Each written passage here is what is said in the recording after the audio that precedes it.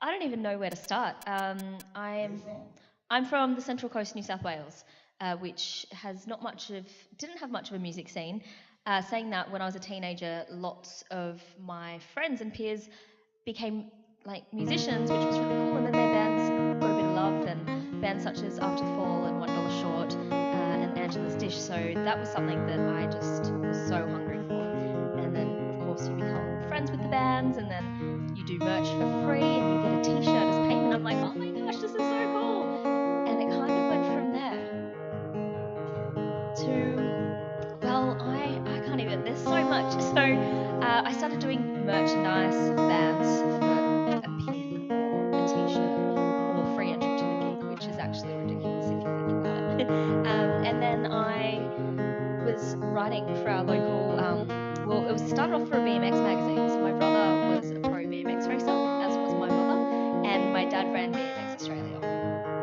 So I would be, yeah, and I tried it, and I sat on the start hill for about 15 minutes shaking, and I had all the outfit on, the best bike, and I just couldn't do it. And my poor dad was just like, get off the hill, just get off the hill. And I was like, I'm going to do it, I'm going to be a racer, and I couldn't. So I had to find something else to occupy myself whilst I was at these race meets every weekend. And one of the local guys had a BMX magazine, and I was like, hey, you should have a music article. Like, I can do that. I was 16. Like, sure, do it. It's like, cool, okay. And so I'd write about my friends' bands, and then I would get CDs for free to review, and I was just like, this is so cool. And I had labels contacting me and publicists, and I was like, you give me a CD for free to write about. And then it invited me to shows, which I couldn't really just like, but it was a really, it shocked me that I could get paid to do that. It really shocked me. And to see my name and my photo in a local magazine that was available for purchase in newsagents around the country was like mind blowing. It still is actually. I still go, oh, that's cool.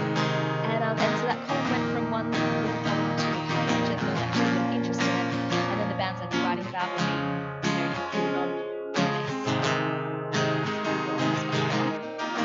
it upgraded from video to CD-ROM and then to a DVD. So that kind of started my journalist journey, and I didn't really know what I wanted to do in the music industry, but I knew I wanted to be in it. So I just did everything I could. I then ended up tour managing, which took me all over the United States of America, which was fabulous. And then I came back home and decided to move to Melbourne. And I wanted to be in Rock City, and I wanted to live in St Kilda and live that life that I'd read about and fantasized about. Secret Life of Us, exactly right. And then I moved to St Kilda and realised that the rock scene wasn't there anymore. And so then I eventually moved Northside, but I still love St Kilda and hold it so dearly in my heart because it has so much that Melbourne, has so much, so much to that scene. Yeah.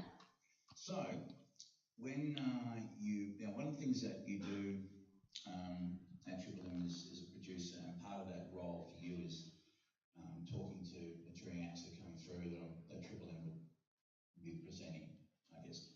So, how did that happen for you? And how do you find the experience of hanging out with high-profile acts and just how do you approach your questioning and how you go about trying to get the most out of them? Because rock stars can be an interesting bunch at the best of times, and so I imagine that requires someone who's got her shit down when it comes to psychology 101. So how did that all come about? How do you find it? Any interesting experiences, any bands or just any things that have happened that have stuck out or been more memorable? Yeah. Well, I love Triple M and have always been a massive fan of the station. And I was working as a venue booker. I used to work with Hackney though. I know, you told me. And We'll get to that. we have all the mutuals. Everyone loves you at work. So I was working as a venue booker, which I loved doing, and I loved the venue. But I was starting to be quite unhappy in the workplace because I'm a female and it was run by men who I don't respect or appreciate. And I was having a moment of like, what do I want to do? What is it that I'm put on this earth to do? And so I just kind of took a chance and I was like, I'm just going to email Triple M and just tell them who I am and just knock on their door. And I sent them an email to the generic form on the website, not addressed to anyone in particular. Simply, it was like probably 11 p.m. on a Tuesday night. There was no plan behind it, and realistically, you probably should have put more thought and plan into something like that, but I didn't. I was just so desperate. And I get a call about a week later. I got a few emails back and forth, which I'm like, oh my gosh, they wrote back to me. And then I get a call. It's like, hey, come in for a chat. I was like, okay. And, walking into those doors, it was a dream come true, and I'm walking through those corridors, which you've done that. You've been me a few years ago doing that. And it was that was such a great experience. And I was like, I want to be part of this. And we had a chat. Nothing eventuated from that chat. They just said, look, we don't have anything at the moment, but it's good to meet you. We like what you do. Come about a year after that initial chat, which was February last year, of which I'd gone through an actual mental breakdown. My whole life had changed, and I was getting back on my feet, and life was good. And I was freelancing and very cruisy, working my own hours, and loved it. And I get this call, and the guy who called me is Irish, and he has a very thick accent, so I was struggling to even understand what he's saying. And I was just like, huh? And I didn't even know who it was. And I'd saved his number, but he'd calling from a different number. And he's like, oh, just come into Triple M. I was like, oh, okay, no worries, cool. Again, the next week, go in very casually, wearing a Blondie t-shirt and a black skirt and some cons, and kind of just went in for a chat. And he was like, yeah, I think we want you to work here. We want you to be part of this. I was like, okay. And he goes, so do you want to start in 2 weeks? And there was a contract and everything, and that was that. And they just kept their eye on me in terms of what I was doing in the industry and my presence on social media. They were following me on Instagram and whatnot, and that was kind of it. It's still really surreal that happened, and that I get to go into this amazing place and work every day, and that my job is talking to bands and writing about music.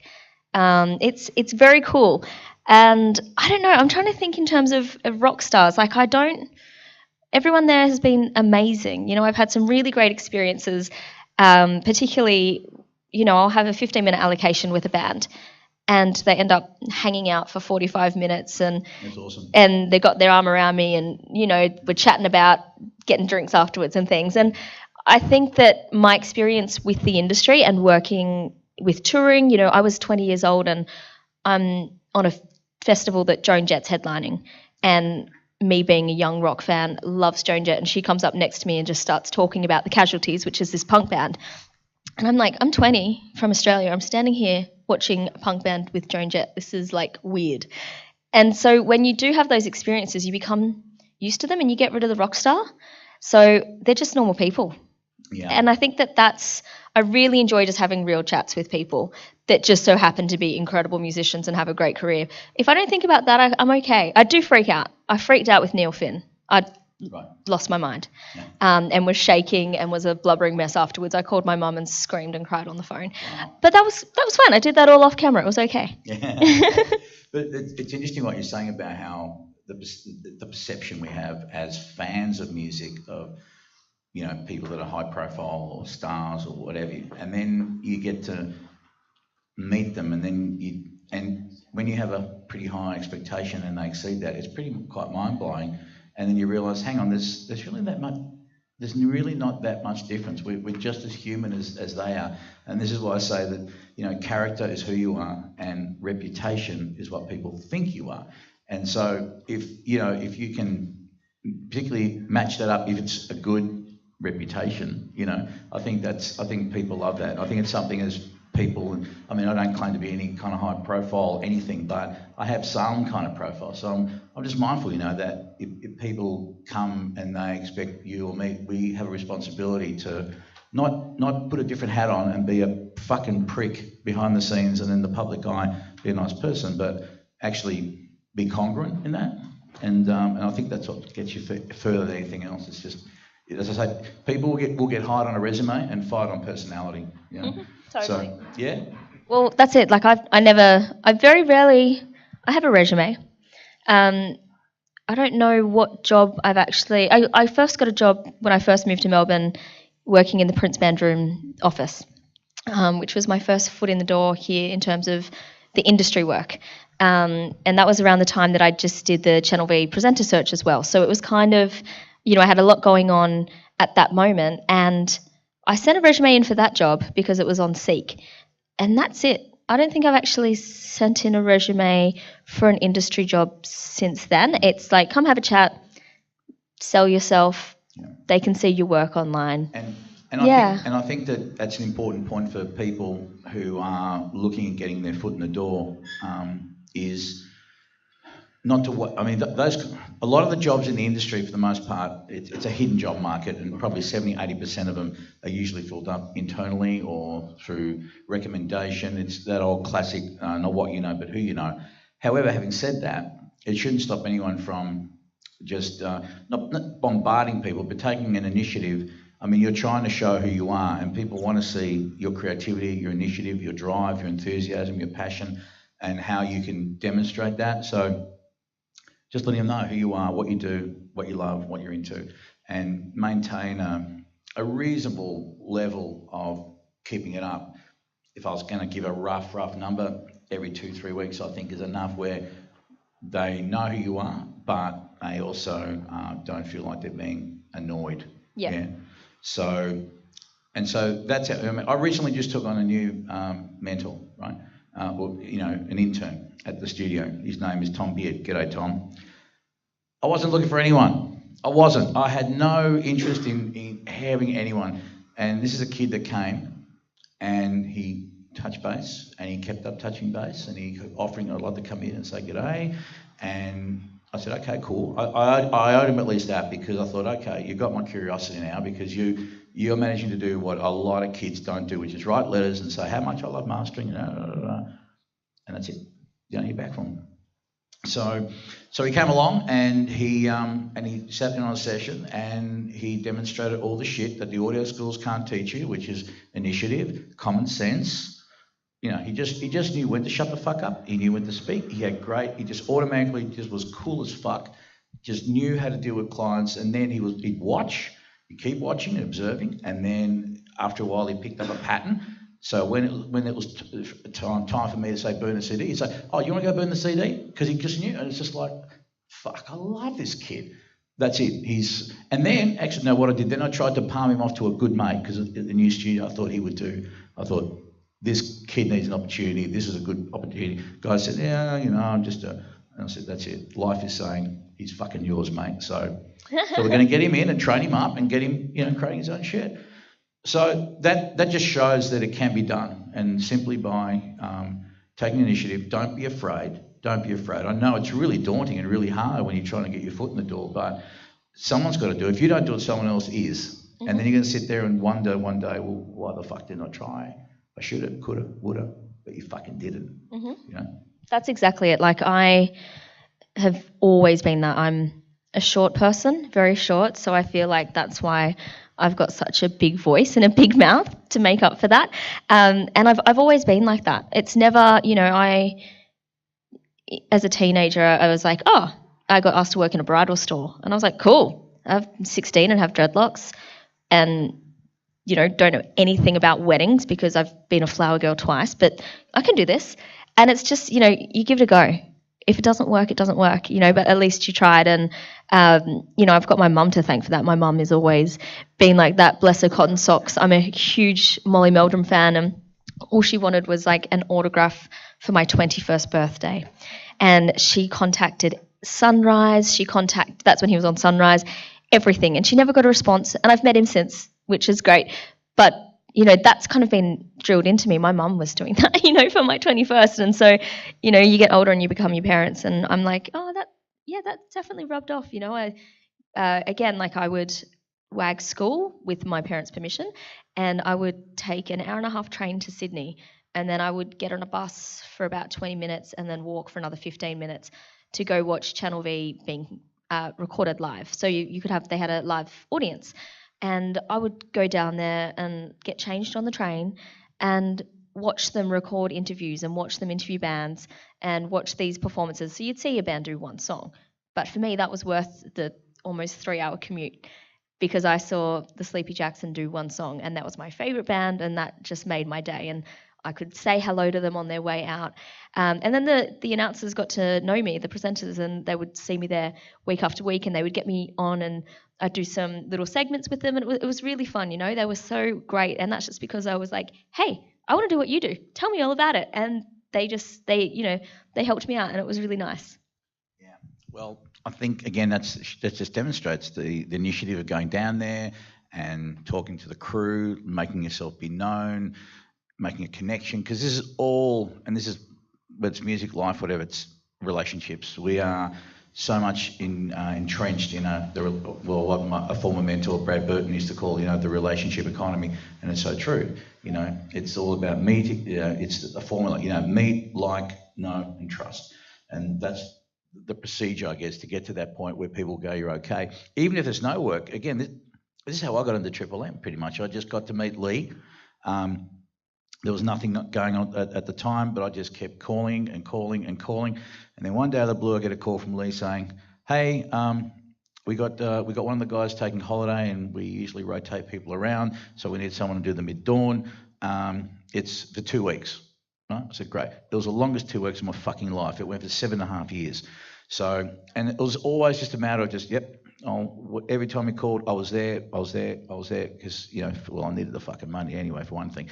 But certainly it was something I wanted to do. And Lee, fostered that for me, because every time I wanted to get a full-time job, I always got overlooked, and he'd say, look, trust me, I got your back.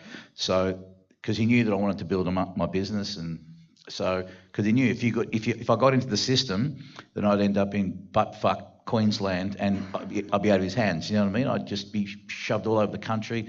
I was nearly married with a kid. And so, basically like that, it's just making connections, and it just went from there in there. And so, 7.5 years until all the takeovers and stuff happened, and yeah. But saying that as well, I think there is... it is kind of drummed into you in the music industry that you need to work 13 hours a day, and you need to put your hand up for everything, and you need to do everything people ask of you, which I have done that. I've done so many hours. I still do. I do countless hours. But I also think that there's a level where you need to take a step back and have a personal life, because if you put everything into anything, whether it be a career or whether it be, a house or a sport or whatever, and then that's taken away from you, you don't have anything. Yeah. And I feel that because we've set that bar so low that we will work 50 hours a week for very minimum pay in not very good conditions, then that's why the music industry, the pays are very low, because we're not valuing ourselves.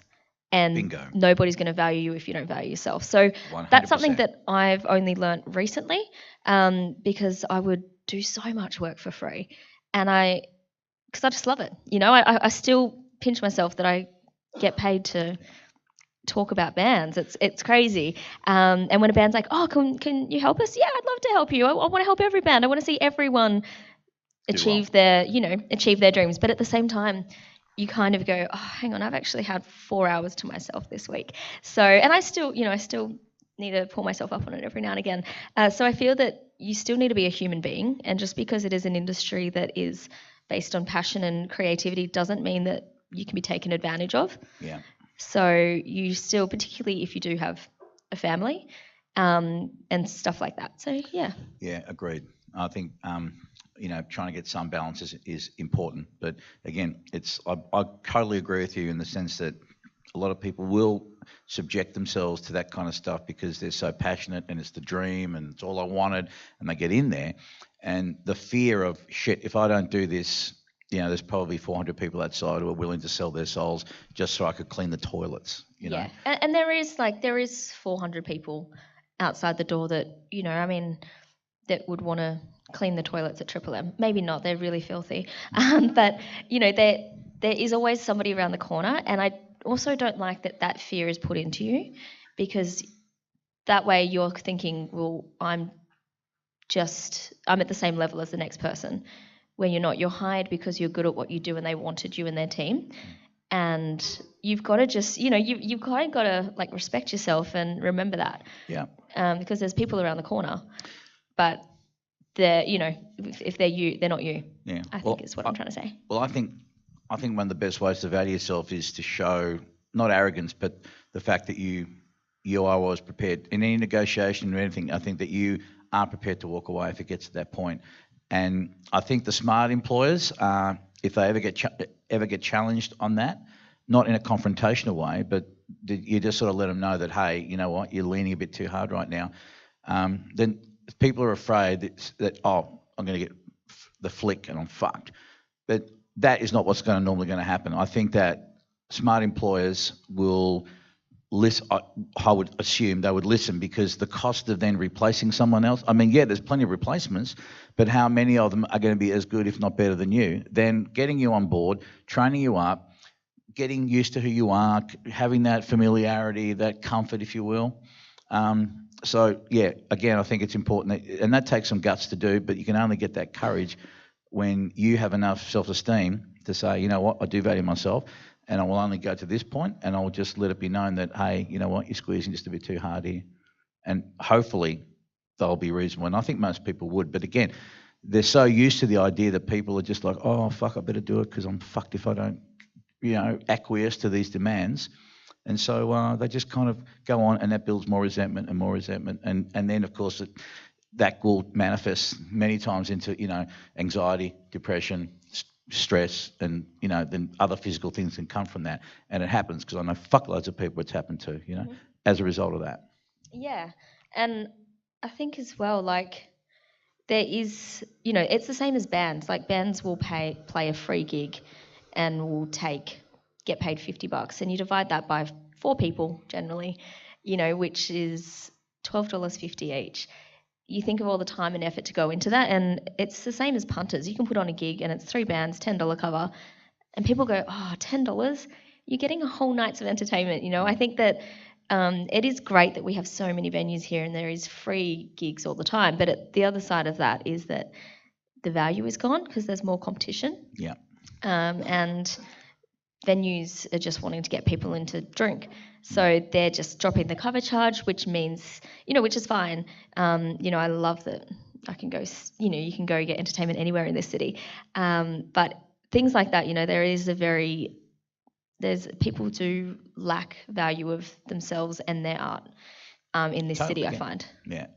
No, exactly, and I don't blame musicians and artists for that. I think, again, it's driven by fear, worrying about, well, there's all these other bands out there. But again, if you're a rock band, you're a unique expression of rock, irrespective of how many other rock bands or jazz bands there are. You're unique, and I think everything comes down to money is nothing more than a consequence of providing value. Now, value is perceived. Again, why will someone pay $30 million for a painting that looks like and was painted with 16 shades of shit, and and someone else? Do you know what I mean? It's a thing. So I think it's always about how can bands and artists and their management work harder towards being more creative to show the value, and I really believe in that. And the other thing that is of concern to me is I don't want to call entitlement, but I think almost an expectation that everyone's going to be put on everyone's door and everyone's going to get their CD for free.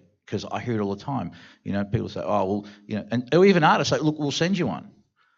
And I said, no, you won't send me one. I'll pay for it because you came and worked with me. And I just, yes, it doesn't cancel out, the thing, but it's just my real small way of reflecting how much I value their art. And so I think the more of us that will pay for gigs and pay for each other's CDs, and yes, you could argue that we're swapping a CD each and therefore it cancels out. But the problem is, as you said before, a band's got to pay sound person, they're going to pay other people and trying to pay themselves. You can't do it with goodwill, right? So I think that's just something, again, we have to have the courage to value ourselves and say, listen, and it doesn't mean being arrogant, doesn't mean just going over the top with it. But a thing, you're talking about $10, and yes, someone will say, you don't understand, cunt, fucking I'm living on 2-minute noodles, and $15 for me is a whole... But then they're drinking like $15 craft beers at like the nearest hipster bar around the corner. It's like, stop drinking your $15 beer, get a 6-pack of EV, and buy a CD. Yeah, exactly. And imagine... Cunt, I just want to say it. Oh, it felt good. Yeah, but imagine, but here's, this is what's interesting. That's what's interesting about our industry in that respect, is that, let's just say you had a mate and they opened up a cafe. You're not going to walk in there expecting to get free coffee every time, and a coffee which costs way less than making an album. Yeah. So, well, you wouldn't do that. Yeah. You just wouldn't do that, and that's over something so small and not it doesn't have as much input invested in terms of financial, emotional time to create a CD as it does in a cup of coffee. You know what I mean? So. You're drinking the wrong coffee. But yeah, you get what I mean. It's just there's this attitude of like, almost, I don't want to say entitlement, maybe it's a bit too strong, but just an expectation that it's going to be for free and things are going to be for free. And I think we need to stop that. Well, if we can't wipe it out entirely. I understand there are people that are generally poverty stricken, and I get that, but I think most of us can afford a CD, a T-shirt, a ticket. Yeah. We all need to wear clothes. Yeah. Yeah. Again, if you're an industry person and you're reviewing a band, again, I get it. Bands do what they need to do because, hey, they want to attract some certain people along, a journo, take some photos, write a review, whatever. That's all good. That I understand. But, just to average punter and their artists, I think it's a different kettle of fish. But that's just my opinion. Yeah, I agree. That's it. That's all. Yeah. No words. No words? For once, I can't think of anything else to say. Okay, we're all agreed. Can we pass this as legislation now? Can we just put it through the Senate and just say, we can decree this as law from tomorrow morning? We'll start doing that. All right, so I just want to talk a little bit about the situation with how just women, that you're experiencing, what you've seen firsthand. Do you see an improvement? And what practical things can be done? Because I think that while it's very important to create awareness, it's very important to point things out, but complaining and whinging about anything it's okay to a point, but then it's like, okay, what the fuck do we do? So you're a woman. I can't see it from your perspective. You've been through it. So what are the things you've seen? And more importantly, what do you see as practical things that can be done by blokes? Because it's the blokes that need to really, have the initiative in this and to drive that, to give women confidence in the fact that they're welcome and they're recognised and they're valid contributors.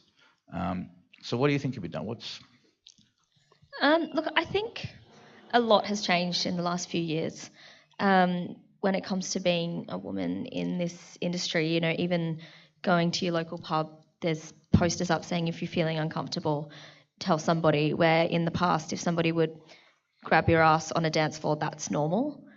It's okay. Like, it's actually weird if you would complain about that, because does that make sense? So that's like, I think that 5 years ago I wouldn't have complained about having somebody pinch me on the bum on a dance floor. I would just probably knee the guy in the crotch or something, but I would never take it further. But recently I actually had that happen to me when I was DJing at a venue. The venue then, the person who did it was a regular, banned him for life. Banned him for a few months and said, if you don't send her an apology, you're banned for life. Never got an apology. He's now banned from that venue. And that's something that I've finally felt confident about. And that goes a long way. It's all small steps. In terms of my experiences being a female, I've never really felt like I've been treated any differently most of the time. I was tour managing punk bands on the Warped Tour. I was a young female. I was in my early 20s. And I would turn up to the tour manager meeting that is filled with guys that look like you, actually. A bunch of Jack the Bears, in these meetings. And I was never treated any differently. I had a lot of people kind of take me under their wing, because it was like I was learning. I was new. I didn't really know what I was doing. They were just so lovely. Just some beautiful people that just gave me really good advice and helped me. Never did I ever feel like I was devalued because I was a female. I did have it recently in that job that I was in. I was booking a music venue, and they had new owners who I'd heard terrible things about, but like to make my own opinions of people. They were true. And unfortunately, there's, 2 males in that organisation that were disgusting to the women that work there. I was, in tears before I'd go there, which it's not very much like me. And I ended up quitting, sent an email to every single staff member, which was like 250 plus, the database, and just said, look, this is not okay. If you feel like you're being mistreated, this is a number to call. If you feel like you're being underpaid, of which most of them were, this is the pay rates that we all should be getting, because the employees is what makes that business run. Absolutely. And what makes it successful. And it starts from the top. So if your boss is saying and acting a certain way towards the waitresses, the females, there, it is disgusting, then that's going to be okay and that's going to be acceptable. And it follows all the way down. And it was a really toxic, unhealthy workplace. And so I left there, and I remember the next freelance job I took on. So then I started Peachy Entertainment, which is my own company, and I was very cautious. I thought that was going to destroy me, and that was going to destroy my my opportunity to make money in the music industry. Again, I thought that, people are going to talk, I can't believe I did that. I felt a lot of regret from that decision. I felt empowered for about 3 hours, and then I felt scared shitless. And then I remember I had a meeting of working for another venue on a freelance base, and they said, so why did you leave your other job? And I was like, the owner was a creep, and the guy I was working with was equally as a creep and disgusting, and I had to sit in an office with this man and listen to him say horrible things about almost every woman, in our surroundings on a daily basis, and I couldn't handle it. So I quit 5 minutes before I was meant to walk into work. I get a high five and a welcome to the team. You'll never have that here. And so I just knew from then on, I'm fine. Yeah. You can actually be a human and have your own opinions and be treated how you want to be treated. I've never been affected by that move, which was great. Saying that, Triple M came around. It's aimed at males. I was like, this is going to be awful. I was even thinking about not going in there, even though it was my dream. So I was like, no, I can't put myself through that again. I just assumed it was a boys' club.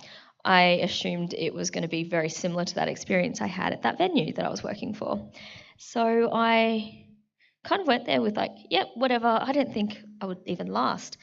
It is the complete opposite.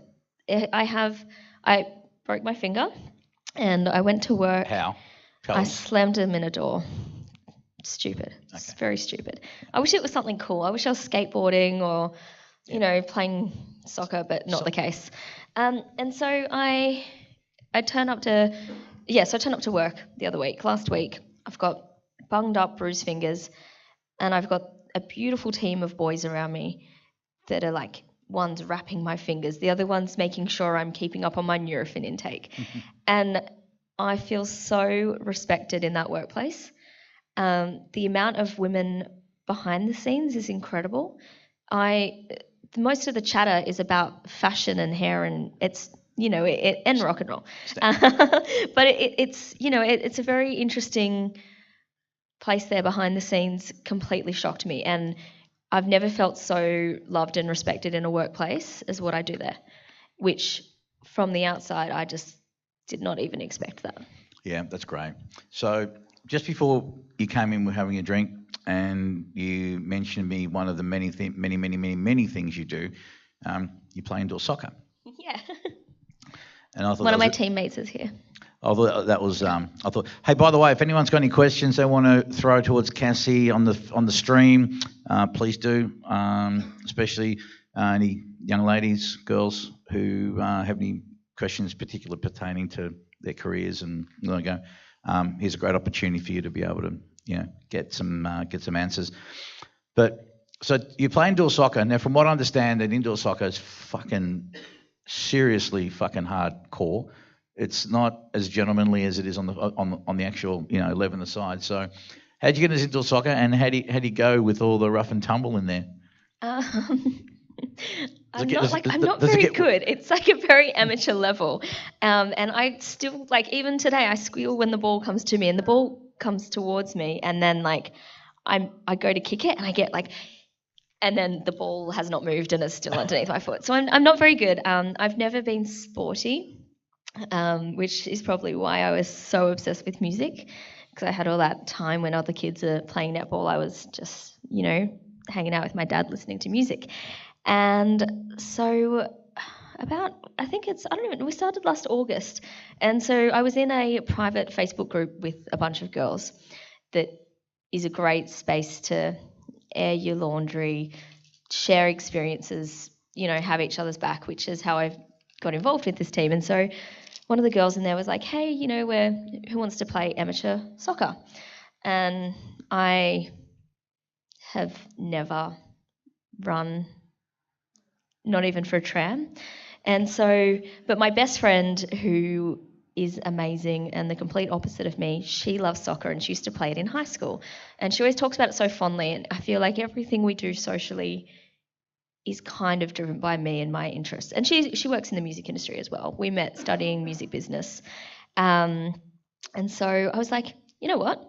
I'm going to sign up for her and I'll just do it.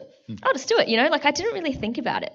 And I'm even surprised that I turned up to that first game, and it is really fun. I love it more than I ever expected. I've kicked one goal, but thank you very much, which I actually was shocked that it got in. I was like, that got in? What? It was great. But it's really nice to do something that's not about the industry, because I feel like every other aspect of my life is. It's like a 40-minute game, so I spend an hour. I don't think about work. I don't think about anything else. I'm actually running, believe it or not, and chasing this ball. And I'm pretty sure I'm the one that picked the team colour, which was black, so we could all wear band tees. And we look very rough and tough. Like, we look awesome.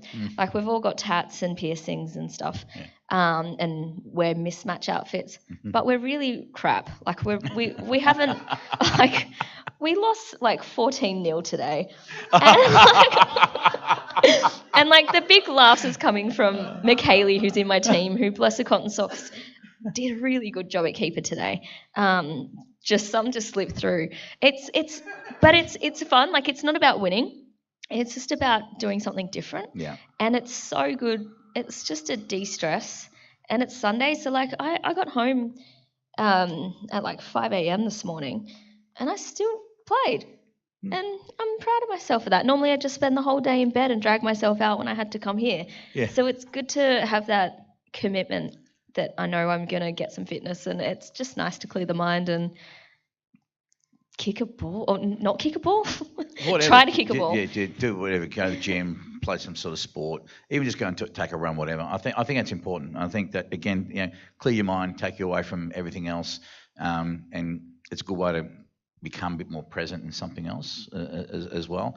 So there's many benefits, and especially for us artistic creatives, where most of our work, a lot of the time, it's very sedentary kind of lifestyle, and it's not necessarily, it's mentally and challenging and demanding, but not physically so much, unless you're a roadie, of course, but the average creative person doesn't, they're sitting down, the computer's doing shit.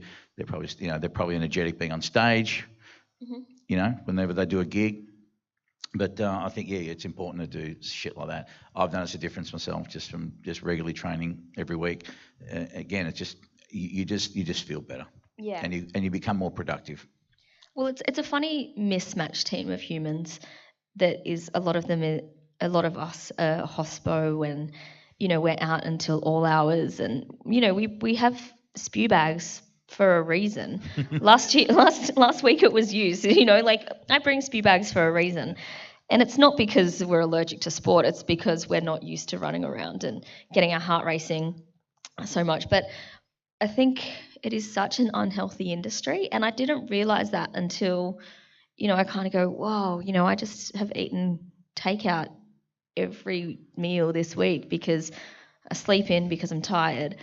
On the way to work, I grab something quick, or, and then you eat lunch out because you don't have time to prepare a meal because you're working such long hours, or you're at a gig straight after work, and then you get home and you go to sleep. And so it is an unhealthy industry, because that's just what it is. And like, you go see a band at a pub, so you eat at the pub and you drink and stuff, which is what I'm doing right now. But it's nice. Yeah, it is a fun thing, playing sport. I just said that. Mum, if you're watching, I just said it's fun playing sport. I'm in shock. I love it. So what do you... Just a quick question from Thomas Schultz. He wants to know if this is really going live. He doesn't believe us. Yeah, it is really going live. Yeah. How do we... Well, hey, Yeah, what's your name? Thomas. Thomas. Me. My name Oh, no, I know your name is Thomas. Thomas Schultz is a friend. I don't know on how to Facebook. prove that it's live or not. It's live. That's enough. That's proof. He now knows. Yeah, absolutely. Although we will be putting up Thomas on our YouTube channel for later. Yeah. Anyway, so yes, we are live, 100%. So, all right. So There, I wave. That's live. there you go. Yeah. Okay. So okay, for a long time, there's been a constant fucking negativity about the industry, how fucked it is, how, downloading and sharing and all That was that probably me. Yeah. So, all right. So, do you still feel that it's fucked? Like, really? Do you really feel it's that Nah. fucked, or I'm more chill now. I used to be, maybe I'm getting taller and less feisty. That's impossible. Look, I think it is negative. There's a lot of negative stuff. Like, I was in a bloody fight with some rock fans about Triple M not supporting local music. Like, I've heard that one a million times. I'm like, that's what I do. I write about local bands. I can't do every story about a local band because we're a business and people care about Foo Fighters, and so do I, but that Foo Fighters story is going to bring people to the website, and then the next story is about Tequila Mockingbird or about the Fleetwood Mac tribute show or the Cure, like there is so, like, I'm just like, that the big anchors, the Foo Fighters, when they get played on air, that's what draws the big crowds in, and then the next song is massive. Yeah. But the band, not a massive song. Yeah. And so I'm kind of like, people go, stop playing Cold Chisel. Well, if we did, we wouldn't have the audience, and then you wouldn't want to be on Triple M. And I think as you said, it is a business, and it's about, that they rely on advertisers because that's what funds the business, and it's also a chicken and egg thing, isn't it? But look, you're right. I think now there's so many outlets because of the internet that gives people exposure to so many bands, so many niche markets. It's just a matter of you really just taking some time to filter through it all and find things, listen to Spotify, do whatever. I mean, yeah. I got, back in the day, for me growing up, it was about going to your local record stores, having a relationship with a guy or girl behind the counter, and then they'd know you come in, you thought might like this, you might like that, you talk about it, there was a magazine. If we had the internet back then and just the power of it, holy shit, I could imagine, what else I could find. So, I think, it's one thing to kind of, again, pissing and moaning about it, what's that going to do? You can actually do something about it pragmatically, and that is get online or, just go out and see bands. You can do some different shit, just don't rely on the fucking radio. As important as radio is for exposure and airplays, of course, it's all the bands want to get their stuff played, but you still have other avenues online that you can look at. Well, that's how I responded. It's this group of people who are rock fans, so they should be listening to Triple M, and they should be really stoked at all the local coverage that is there, which is a lot more than competing radio stations or even competing markets. And I'm just like, hang on, like, why are you whinging? It's the year 2017. There is like a bazillion rock stations out there. You don't have to get played. Like, yes, send the music through. Saying that, I see very little local bands sending stuff through to Triple M. So if you're not putting yourself out there, then, I'm sorry, but how are you going to, if we don't know who you are, then how are you going to get played? Which, it's just bands that are happy to sit back there and have a whinge on a Facebook status, but they're not, inclined to actually do something to change it. So yeah, the bands that send their music through, like Massive, who got played last week, or, Luke, why did I just, King Cannon's Luke. Why can't I say his surname right now? Yeah, that's I'm cool. a little hungover. Yep. My Echo, bands like that are actually sending their tracks through, and they're the ones that are getting the airplay. Yeah. The ones that are complaining are the ones that don't, and sitting there, getting sad. But you know what? I'm like, if you don't like it, switch off. Yeah. Switch another one on. Support another station that is doing what you want, that is playing the songs that you want to listen to. Yeah.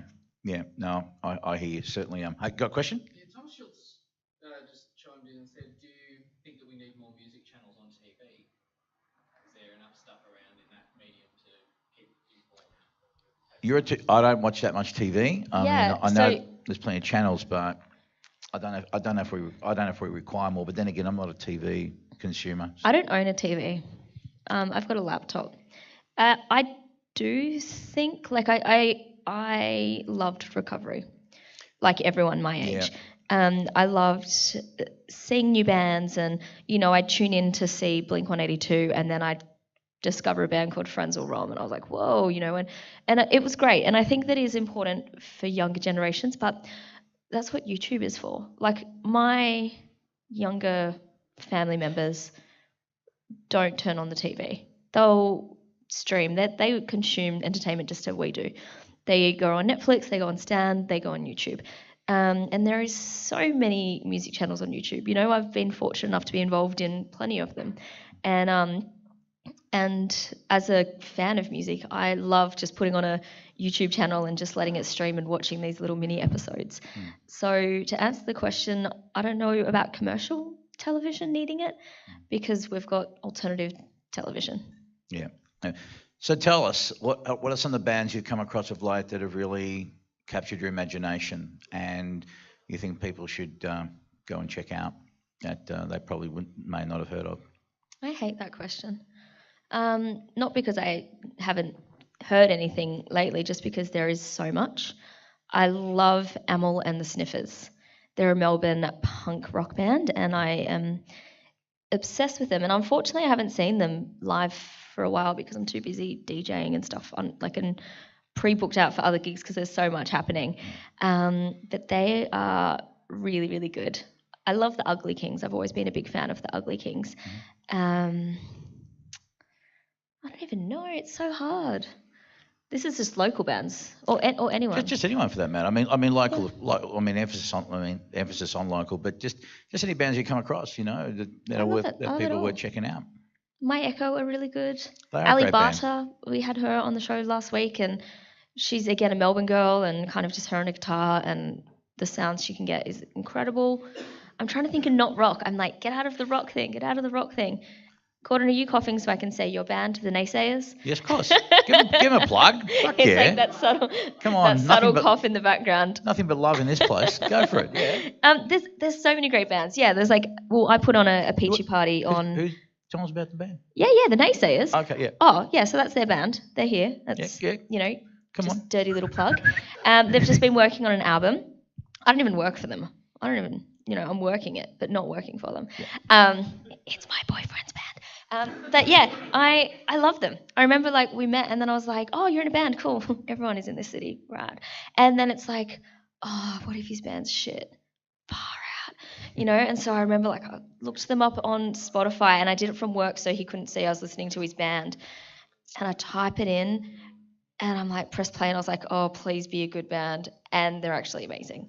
And I booked them on a lineup on Thursday with Sweet Gold, who is Mike T from the Hawaiian Islands new act, which is it's just so nice. It's nice, groovy 60s rock and roll. And then I had an hilarious local band called Dolchek open, who will have you in stitches. It is so funny, and they have a song about going to revs. And so they're very Melbourne, and they're very bogan, and they're proud of it, and it's very fun. But yeah, I'm really loving this rock and roll revival that's happening. It's, there is more rock and roll bars in this city than just Cherry Bar. I think, you've got pretty much every live music venue appreciates rock and roll. And there's just so many young bands coming through that just sound rad. And, obviously King Gizzard are doing big things internationally. Yeah, and totally. Australia's known for having just good rock and roll bands. Yeah. And it's coming back and it's cool. Yeah. I mean, that's what our foundation of our industry was built on, rock and roll, wasn't it, really? And we've had such a rich history, when you go through the pub rock, 70s and 80s and stuff. So I don't think it'll ever leave the landscape. But like you, I'm really delighted to see the renaissance of it coming back. And I hope this will bring the old, pub rock culture that we had that was very strong in the 70s and 80s, where it'll come back, and so they'll encourage more venues to, make themselves available, and where more bands will be able to play and punters can go out. And because there's something, I'm sure you'd agree with me, there's something different about going to see live music. It's great to listen to it on CD or watch a video, but the live performance aspect of it is magical. And I was very fortunate this week that I went and saw a couple of live performances. One girl, Simone Spittle, who was launching an EP at a laundrette in Fitzroy. It's just such a cool thing. But, and I've heard her EP because, I worked on it, but then going to see her perform was just next level. Mm-hmm. And same thing, and then last night I went to see Mike Elrington, who, for those of you who don't know Mike, he's just the most unbelievable blues singer-songwriter. It's just such a fucking talent and a voice that's needs its own postcodes that fucking big. See him, and a young kid I've talked about on the show before, and I'm going to have him on my podcast because he just deserves to be out there. Young kid called Joshua Batten. I'll send you this kid. Please do, yeah. Fucking amazing. He's 20 or 21 years of age, and he plays guitar like a demon and writes songs that are just fuck. Have you heard Tash Sultana? Have you seen that live? Tash Sultana. Well, everybody knows Tash Sultana, but seeing that live, that's rude, Cassie. Seeing that performance is like incredible. I love it. What a story! What a fucking story she is, though. Yeah. Wow.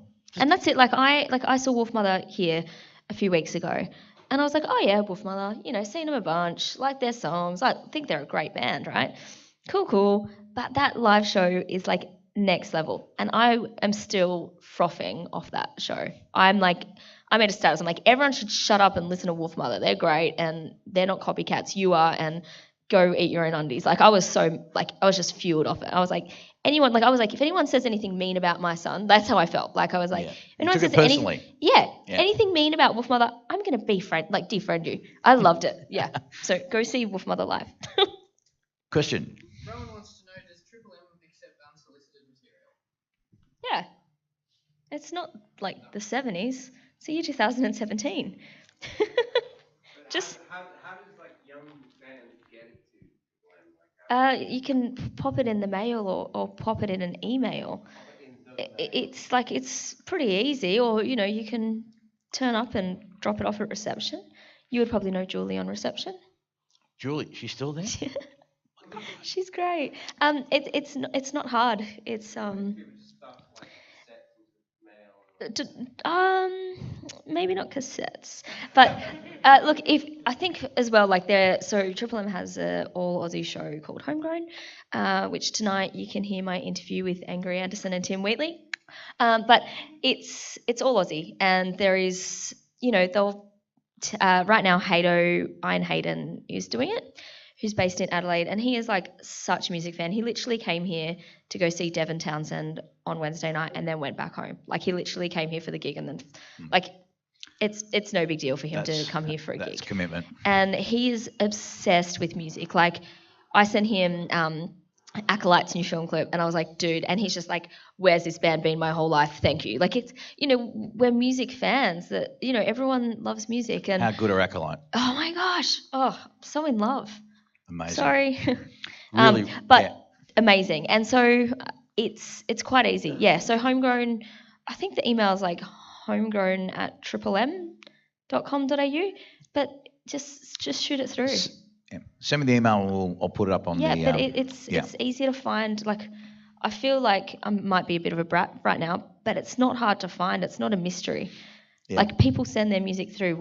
It's not a magical thing. It's just go to the website and do your homework. And but again, I think it's also driven by fear of everyone's doesn't want to be rejected. They don't want to be knocked back, and I can understand that, because artists, as creatives as we are probably a little bit more sensitive to the average person on the street. But, they're the weirdest people in the world. Oh, totally. Yeah. Don't you love it? So am I.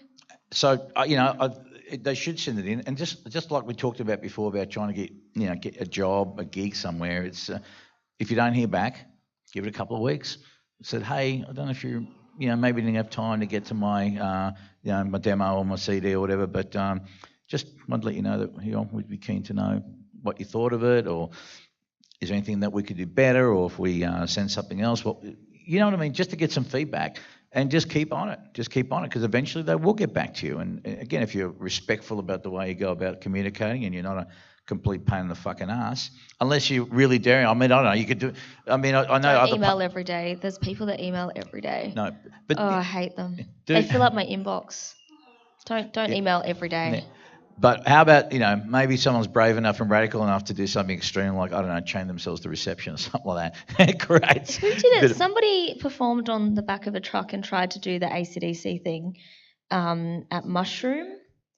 No, not that. They actually paid and made a film clip. Like somebody did a really cool, this is a few years ago, and I am the band, if somebody can write it on, because I can see it and I can't think of the band name, but they pretty much played on the back of a truck. They parked it at Frontier or Mushroom or something.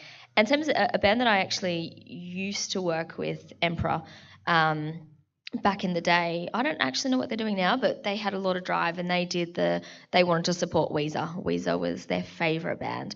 And so they sent a cake of the Weezer Blue album, but instead of Weezer, it was their faces, and was like, we want to support. And they had a campaign going online, and they had, the cake made and delivered to management and the touring company, and that got a lot of interest, and it got the right people paying attention to them. Mm-hmm. They didn't get that support slot, but the right people knew who they were. Yeah. And stuff like that goes a long way. I can't think of that band, but anyway, they played on the back of a truck and they did a gig, and it was great, and that stuff is freaking cool. Yeah, as I say, the squeaky wheel gets the grease, absolutely. So, is there any pearls of wisdom you want to cast towards people who may be watching this now or later, who have aspirations to, doing what you may do, or just becoming contributors within the industry and looking at making a career? What are the, I don't know, maybe either the big no-nos or the big doo-doos, not doo-doos, you know what I mean, just Don't do poos. Yeah, no. Yeah. But the things that you, in your experience, have found have been consistently helpful to helping their cause get in? Just do it for the right reasons. Don't do it for the perks. Do it because you're passionate, because that's the thing that comes through the most. I'm not a journalist. I don't have a journalism degree. I've been, writing and doing radio and presenting for a long time now. If I started when I was 16, and I still fuck up. I put typos in, and I guess that's good that I'm at Triple M. I can say Fooies instead of Foo Fighters. But I'm passionate, and I love what I write about, and I love what I do, and that comes across. And when I think that's the main thing, and just do it. I know that sounds really arrogant of me, but I've just been right, I want to go to America. I want to see some punk bands. That's before a lot of them heavier bands were touring Australia, because they didn't have radio support. So why would they tour? So I was like, well, I want to see I want to see this band called From First to Last. Okay, how do I see them if they're not going to come to Australia, which I never thought they would? They have since, jerks. I should reimburse them for my flights. But they're playing the Warped Tour. I was like, cool, okay, I'll go to America. I've always dreamt of going on the Warped Tour. I've collected their, videos and DVDs and watched them, just wishing. And I was like, they get kids turning up to the festival. If you line up, they select them out of the lineup and they put them in catering, so you can actually get reimbursed for your ticket, and you can serve meals to your favourite punk musicians. And I was like, I'm going to do that. That is cool.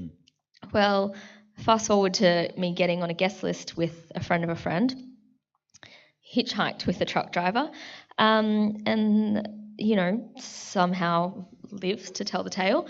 Hitchhiked from gig to gig, was just looking for a ride at the after party, and then kind of just started helping out a band that needed the help. And, was doing merch for them and showed that I was willing and I was able. And then they were like, hey, how about you ride with us and we'll feed you? And then the person that I wanted to be that was serving the food, they were serving me. And I was in the line next to my favourite punk musicians. And I'm like, wow, I'm eating mac and cheese with no FX. I hate no FX. Why did I use that as an example? But Yeah. you know, it's stuff like that I just did it. Just did it. I didn't care that I was going to buy a new car, and I decided instead of getting that baby pink Suzuki Swift, I was going to America. And you know, I just did it. I've never been handed anything on a silver platter. My dad's a bricklayer, and my mum worked in a sandwich shop at the time. So it's not like, you know, my parents are in the industry. They are massive music fans, and I've now got them working events and festivals, and it's really fun. But it's just about going out there and doing it, you know, like, all right, can I write for you? Can I do a column? You don't have a music column, let me do that. I just say, just do it. You know, if it fails, it fails, and there's always another thing that you can try with, you know, and if somebody says no, it's not a personal stab at you, you know, it's just... And I think that's what the mistake a lot of people make is that first rejection, they take it so personally.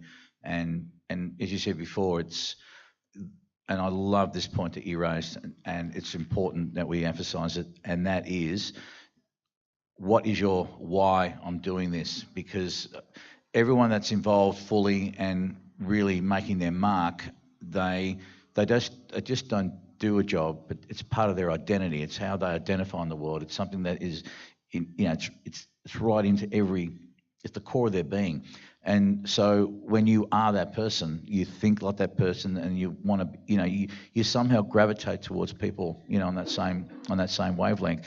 And so once you do it because you're not thinking about money, perks, fame, all that kind of bullshit, then you will be able to take more rejection, because you're not, again, because this is what I am, fuck it, I'm doing it.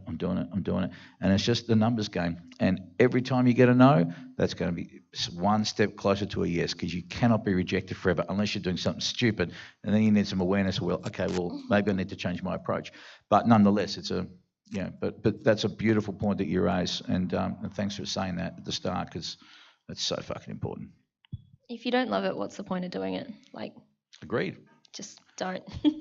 No, exactly. Because like you said, this is not an industry that, you know, the pay for the most part is not necessarily reflective of the effort and time you put in.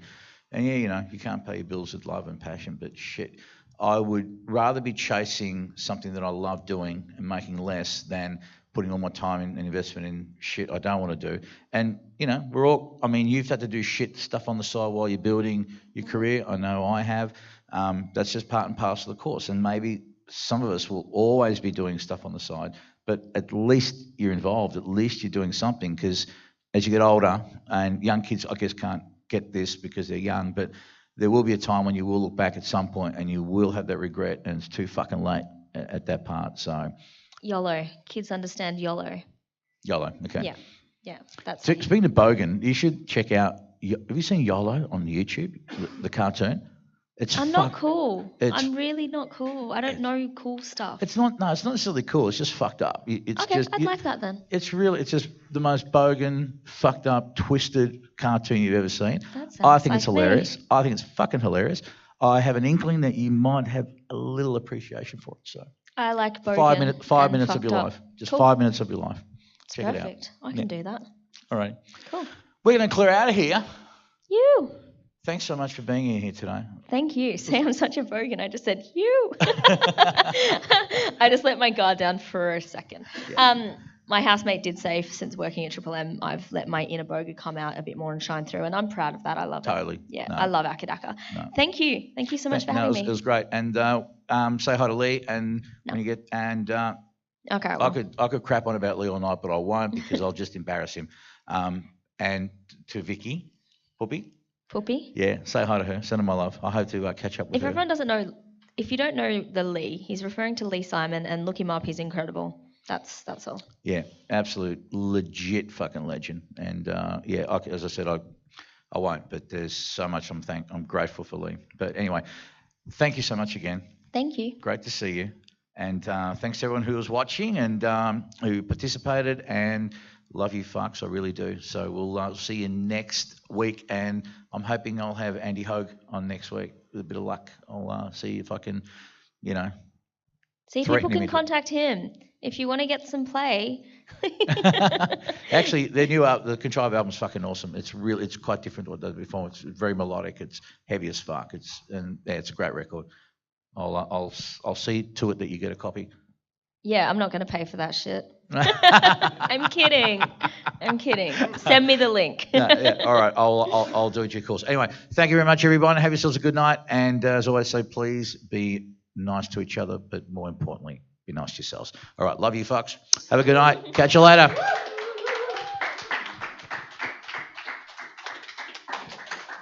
Painless. I'm just being a brat and making. overly cut.